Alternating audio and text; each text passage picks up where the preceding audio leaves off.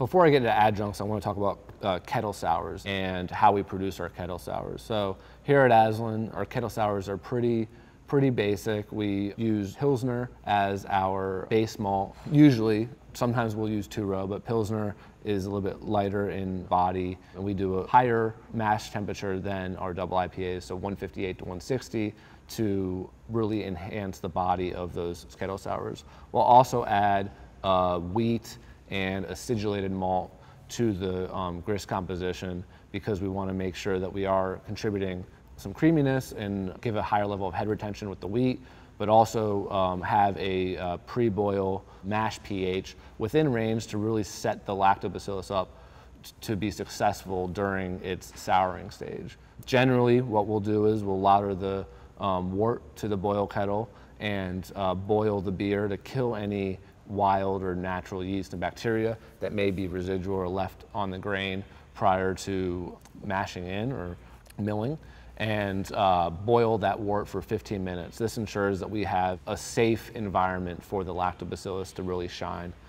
Once the beer has been boiled for 15 minutes, we drop the temperature and purge that wort for the duration of the temperature drop from 212 degrees to 100 degrees with CO2. What this ensures is that it's an anaerobic environment and there's no oxygen in the beer that's going to potentially give off flavors. A lot of brewers talk about butyric acid. That's a longer conversation because there's been studies about, is oxygen really a key component or a predecessor to butyric acid, but we want to make sure that the lactobacillus has its ideal conditions to really drop the pH within the allotted time frame that we're giving it. So what's the allotted time frame? We use a new pitch every time we're making a kettle sour. And the reason why we've started to do this probably about a year and a half ago is we found that by harvesting the lactobacillus, we were getting some wild yeast into the lactobacillus pitch, and it wasn't giving us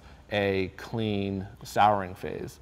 So that new pitch allowed us to, one, ensure that it's a single strain of Lactobacillus plantarum, and we get the desired outcome. Generally, we drop the pH to between 3.3 and 3.5, depending on the beer that we're making. And I'll get into the pH in a second, but if we're making a beer with raspberries, let's say, those raspberries have a higher pH or TA, which is titratable acidity, than a mango, let's say. So we'll adjust the timing 24 to 36 hours during the souring phase to account for what fruit additions we're adding or adjuncts that we're adding down the line.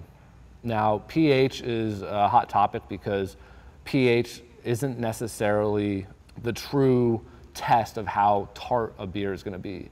pH measures how much acid is in the beer. There are all different types of acid. There's citric acid, lactic acid, malic acid. Each of those acids contribute to a different level of tartness. So TA is actually something that we use to measure how tart is this final product going to be. TA is really a more accurate way for us to determine when we're stopping or when we're going to start up the boil again to kill the lactobacillus during the souring stage. So once we've hit our desired TA, we bring that wort back to a boil. And during this final boiling stage, we boil for 60 to 90 minutes to kill any DMS, but we also add additional sugars to make sure we're hitting our gravity. We wait until after the souring phase to add the additional sugars. So that's the lactose, the maltodextrin. And the reason why we do that is we want to make sure that the intent of those sugars are fully brought through to the final product. And the amount of sugar that we add is also something that we are constantly thinking about. It's not standard X pounds. And the reason for that is that we want to make sure that we're balancing the sweetness with the acidity, or if we're doing an IPA, with the bitterness to really provide that backbone that I keep talking about. So after we've soured, we bring the beer to a boil, add any remaining sugar or hops, and transfer through our heat exchanger to the fermenter. What are we fermenting with our kettle sours? We're using our house yeast. Stressing the yeast isn't as important to us in this style of beer because we're looking for a clean fermentation profile to really showcase what the end result is trying to be. We use lactose planetarium because we get the cleanest acidity compared to other lactobacillus profiles. The way we discovered Lactobacillus planetarium was back in 2016 when we started Kettle Sours. We first started using Good Belly coconut water, and the primary lactobacillus in Good Belly coconut water is Lactobacillus planetarium. And that's really been to the extent of our experimentation. We've tried a few other strains, but we've found that planetarium gives us that clean, one-note acidity or tartness that we're looking for in the final product.